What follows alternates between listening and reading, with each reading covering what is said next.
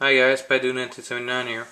Gonna bring to you today a little review on my newest pair of handcuff I got from Handcuff Warehouse. These are the SAFARILAND model 8112-1. These are the standard model from SAFARILAND. Couple things I like about it. The triple retaining bar, although it's a plus for security, it's a minus for something else. I really wanted this pair. Looking at it online on the website, you know, they look great. They have a different design. Looks a little bit beefier than your standard or, you know, less expensive model, although not by much, as you guys can see. Just a tad bit beefier, depending where though. If you look at the swivel pin here on my Chicago, you can see the swivel. There's a little bit more metal than on the swivel pin on that one. As you can see on this one, there's almost no metal at some spots. So, you know, I don't know which I would trust the most, this one or this one. You know, but overall, this pair of handcuffs, you know, when I got them, not bad. But after playing with it, having him for a week or two, and just, you know, just working them out, they're a little stiff, and they're still a little stiff. They're not as easy to swing through as my my Chicago Model 1000, that's for sure. So if you're gonna try to just handcuff somebody like that, sometimes it might work. Sometimes you're gonna have to press on the swing bar itself. So a little bit stiffer compared to my Chicago. If you look at my Chicago, these just goes, you know, this is effortless. So I really like the Chicagos for that. The triple retaining bar inside are supposed to be a little pick and shim resistant, which is the case. Actually, I found that to be the case. Having 3 independent bars, or 2 depending, instead of 1, makes it a lot more secure for shimming. I'll try to give you guys a look. Yeah, you won't tell my flip here, but you can kind of tell right here. So you got 3 bars that, you know, work independently on the type of little inside the cuffs. So when you swing it through, or just you try to insert something, it's just gonna catch one bar or 2 if it's like a. But the tolerances are pretty tight. But if it's like a needle, something pointy or something small, you really need to shim to try to bypass the pair of handcuffs. But anyways, the tolerances on it are, well, tight depending on where you're looking at. But you know, some of the parts of the handcuff are a little bit tighter than others.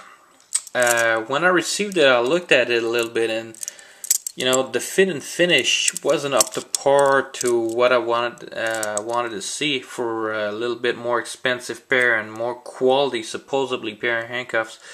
If you look at this, there's a little blemish all over. The finish is really rough at some spots, like here, you know, which can really grab the skin and just, you know, scratch it. And just, you know, if I do that enough, I'm sure I could, you know, have blisters and stuff. So no, really a little bit disappointed on this pair of handcuff. You know, there's a couple things that just are a little annoying to me, and I thought I would, you know, just looking at the photos, looks cool. I saw 1 or 2 videos on YouTube, and you know, it looks cool, but not the best pair of handcuffs available. Thought there was going to be something NIG approved. It is NIG approved, but a little bit more quality than my Chicagos, and to my surprise, you know, not that much more quality. If you look at the back spacing here, it's got a backloading function. Sorry, backloading. So if you pull the handcuff backwards, it's gonna load back in the cuff. If here you go, pull backwards. But if you look at the handcuffs here, if I line them up, well, let me try to pull backwards all the way. There we go. Try to line them up perfectly. The handcuffs, when you backload them, they're not even. So this is, you know, quality control, and this is a little bit disappointing on that part here. Personally, I don't care about backloading. The fact that the shackle, the swing bar here, just protrudes through a little, I don't like that. I like the handcuff to be flush like that here and here, so you know nothing sticks out. A little bit more symmetry and a little bit more nice looking, better looking. You know, the double lock just works standard like any other double lock. You just press that little pin. I'll try to show you guys here. You just press that pin and click. You know, it's not going anywhere now, either direction. So for that, you know, it works fine like any other pair of handcuffs. But other than that, you know, I just thought this was going to be a little bit more quality than my Chicago's. If you look at the fit and finish on my Chicago's, you know, a little bit more finish, and you know, just a little bit better quality in my opinion than the a little bit less rough, strong maybe. You know, the steel looks to be a little bit more large, a little bit more beefy on the SAFARILAND, but not by much if you look at it. In the hand, the SAFARILAND looks to be a little bit beefier, but like I said, depending on where on the swivel pin here, where it retains, there doesn't seem to be a lot of steel, which would be a concern to me. You know, if I want something failing on the handcuff, you know, any part that's failing, but if I had to choose between thinner middle on the bar or just the handcuff itself, and thinner middle here on the swivel pin, you know, I would choose the thinner middle on the handcuff itself, and maybe a little bit beefier on the pin here. So just little details that, you know, I paid like $21 or $22 for this with my 10% discount that I had from you know, for the holidays that they sent out via email. And you know, I wish there would have been a little bit better quality, a little bit more quality control in there. But, you know, I guess you can't have everything. But this is just for me, my pair of handcuffs. Maybe you get a pair of SAFARILAND and they just work great. You know, they're not stiff when you swing them through. They swing nice and perfect. They're centered and they don't hit the side of the handcuff. There's no rough edges. And your finish might be a little bit better than mine, you know, on the handcuff. So yeah, you might be a little bit more luckier than me if you get a pair of SAFARILANDs. But personally, I don't think I would buy any more SAFARILAND handcuffs.